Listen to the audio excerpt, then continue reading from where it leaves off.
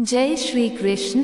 दोस्तों, कौन सी ऐसी 3 महिलाएं हैं जिन्हें किसी भी महीने में पड़ने वाली एकादशी का व्रत नहीं रखना चाहिए?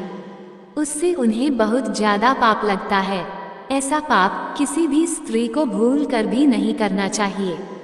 तो चलिए जानते हैं एकादशी के व्रत करते समय हमें कौन कौन सी सावधानी बरतनी चाहिए।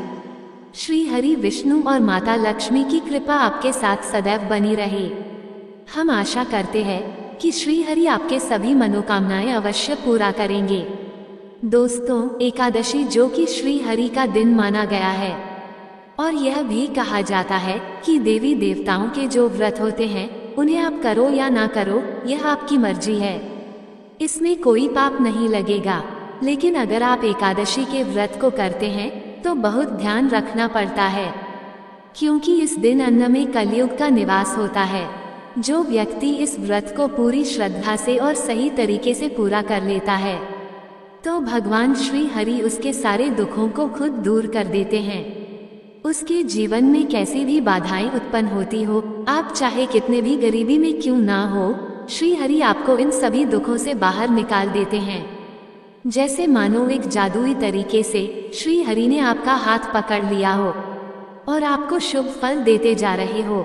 लेकिन ये तभी संभव है जब आप इस व्रत को सही तरीके से करें, क्योंकि अगर सच्ची श्रद्धा ना हो तो आप इस व्रत को भूल जाओ, क्योंकि शास्त्रों में इस व्रत को अहम भूमिका दी गई है। इस व्रत को करने वाला व्यक्ति माता लक्ष्मी की कृपा का लेता है। लेकिन इसी के साथ ही घर में ऐसे 3 महिलाएं होती हैं जिन्हें एकादशी का व्रत गलती से भी नहीं रखना चाहिए, अन्यथा श्री हरि क्रोधित हो जाते हैं और माता लक्ष्मी भी रुष्ट हो जाती हैं। आप इस वीडियो के माध्यम से अपनी गलतियों का सुधार कर सकते हैं, अन्यथा ऐसी गलती करने वालों को नरक में भी जगह नहीं मिलती है। दोस्तों, हम आपको एकादशी पर किए जाने वाले विशेष उपाय बताएंगे, जिससे आपकी आर्थिक स्थिति में भी सुधार होगी, जिसके कारण माता लक्ष्मी दोनों हाथों से आपके जीवन में धन की वर्षा करेगी। यह उपाय एकादशी के दिन ही करना होता है। पहले जानते हैं कुछ खास बातें। दोस्तों, यह व्रत किसे रखना चाहिए, ये सबसे पहले जानते हैं। 1. क्या तलाकशुदा औरत एकादशी का व्रत रख सकती हैं? तो दोस्तों, ये व्रत सच्ची श्रद्धा और भक्ति भाव से किया जाता है। पुराणों में कहा जाता है कि पति पत्नी मिलकर जब व्रत को पूरा करते हैं तो कई शक्तियां एक साथ जुड़ जाती हैं और महासहयोग बनता है।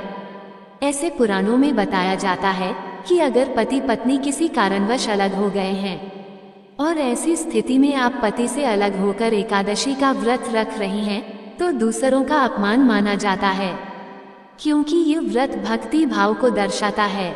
खासकर पति पत्नी जब एकादशी का व्रत अपनाते हैं तब दोनों को श्री हरि और माता लक्ष्मी के रूप में स्थान प्राप्त होता है। पति श्री हरि और पत्नी माँ लक्ष्मी के स्वरूप में मानी जाती है। और दोस्तों, ऐसे में अगर आप अपने पति से अलग हैं और एकादशी का व्रत करते हैं तो इसे घोर पाप माना जाता है। श्री हरि क्रोधित हो जाते हैं और आपका व्रत भंग का हो जाता है। इसलिए तलाकशुदा औरत को एकादशी का व्रत कभी नहीं करना चाहिए। व्रत आप तभी करें जब आप अपने पति के साथ प्रेम भाव से रह रही हो हैं। क्रोध में आकर पति से अलग होकर इस व्रत को नहीं किया जा सकता है, क्योंकि इस व्रत में मुख से गाली देना भी पाप माना जाता है।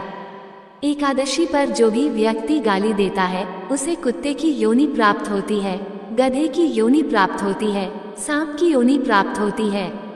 दोस्तों, देखो, एक होता है प्रसन्न मन, यानी मन से आप दोनों ने एकादशी का व्रत किया तो बहुत ही शुभ कार्य माना जाता है। एक होता है क्रोध में, जब दोनों पति पत्नी अलग हो जाते हैं तब व्रत रखना अलग बात होती है, उसे शुभ नहीं माना जाता है। आपको ऐसे व्रत रखने पर श्री हरि क्रोधित हो जाते हैं। दोनों पति पत्नी को प्रसन्न होना आवश्यक है, दोनों का खुशहाल होना आवश्यक है। मान लीजिए पत्नी घर पर अकेली है, यदि पति बाहर हो तब ऐसी स्थिति में पत्नी को एकादशी का व्रत अवश्य रखना चाहिए। ऐसा व्रत भी मान्यता पूर्वक स्थिति में होता है। 2. क्या मासिक धर्म में एकादशी का व्रत कर सकते हैं? देखो, वैदिक रीति रिवाज के अनुसार मासिक धर्म के दिनों में औरतों को धार्मिक कार्यों से दूर रहना चाहिए। इन दिनों में महिलाओं को मंदिर जाने की भी इजाजत नहीं होती है। साथ ही साथ पूजा पाठ का सामान और मूर्ति को हाथ लगाना भी अशुभ कहा गया है। तो मासिक धर्म के समय महिलाओं को पूजा पाठ करने से मना तो किया गया है, लेकिन अगर व्रत के बीच किसी महिला को मासिक धर्म आ जाए तो व्रत तोड़ने की कोई आवश्यकता नहीं है। आप बाकियों से दूरी बनाकर सभी नियमों का पालन करें। पूजा पाठ से दूरी बनाकर अन्य नियमों का ठीक वैसे ही पालन करें जैसे कि हर दिनों में करती है। ऐसे में आप पूजा पाठ किसी दूसरे से करा सकते हैं। इससे भी आपको व्रत का उतना ही फल मिलेगा जो शास्त्रों में बताया जाता है। क्योंकि यह प्रकृति का चक्र है, इसमें इंसान का कोई हाथ नहीं होता और ना ही इसमें कुछ गलत है। किसी भी कार्य या ईश्वर के प्रति आस्था इंसान के मन और विचारों से जुड़ा हुआ है। शरीर तो सिर्फ एक जरिया है, इसलिए पूरे मन और श्रद्धा से महामारी के दिनों में भी आप अपनी परंपराओं को बरकरार रखकर सभी नियम और कानून का पालन कर सकती है। दोस्तों, अब बात करते हैं 3, क्या कोर्ट मैरिज करने वाले एकादशी का व्रत कर सकते हैं। देखिए, खास तौर से सुहागिन महिला के लिए एकादशी का पूजा बहुत ही मायने रखता है। एकादशी का व्रत पूर्ण रूप से करने से वैवाहिक जीवन, उच्च संतान की पूर्ति, धन दौलत, मोक्ष प्राप्ति सब हासिल हो जाता है और पति पत्नी को 7 जन्मों तक का साथ भी मिल जाता है। लेकिन क्या आप जानते हैं, अगर आपने हिंदू रीति रिवाज के साथ 7 फेरे नहीं लिए हैं तो आप पवित्रा एकादशी का व्रत भूलकर भी नहीं रख सकते। इसकी कथा सुनना भी आपके लिए पाप के समान होता है। इस अवस्था में आप एकादशी का व्रत कभी भी नहीं करें। आप एकादशी के व्रत से दूर रहे बगैर 7 फेरे लिए कोई भी महिला या पुरुष एकादशी पूजा व्रत नहीं कर सकते। शास्त्र में इस बात की कतई मनाही है। अगर आपने कोर्ट मैरिज भी की है तो फिर भी आप एकादशी पूजा करने में सक्षम नहीं है। पहले आप 7 फेरे ले लें, तभी आप एकादशी की पूजा या व्रत करने योग्य है। 7 फेरे लेने के बाद आप किसी भी धार्मिक कार्य में शामिल भी हो सकते हैं। आप करवा चौथ का व्रत भी कर सकते हैं। दोस्तों, और अगर आप शास्त्रों के विरुद्ध ऐसा करते हैं तो घोर पाप लगता है। तो दोस्तों, ये थे वह 3 औरतें जिन्हें एकादशी का व्रत भूलकर भी नहीं करना चाहिए, अन्यथा श्री हरि और माता लक्ष्मी क्रोधित हो जाते हैं और काफी परेशानियां होने लग जाती हैं। दोस्तों, आपको ये जानकारी कैसी लगी कृपया कमेंट करके जरूर बताएं। वीडियो पसंद आया हो तो लाइक करें और ऐसे ही और भी बहुत सारी कहानियों को सुनने के लिए चैनल को सब्सक्राइब जरूर करें। धन्यवाद।